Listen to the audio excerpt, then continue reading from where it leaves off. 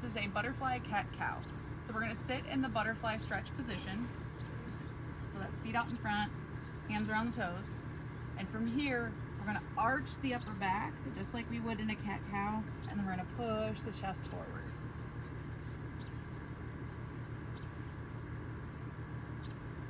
You may feel this stretch all the way down into your hips. You may feel it in your neck. It's just a different way of stretching the thoracic spine.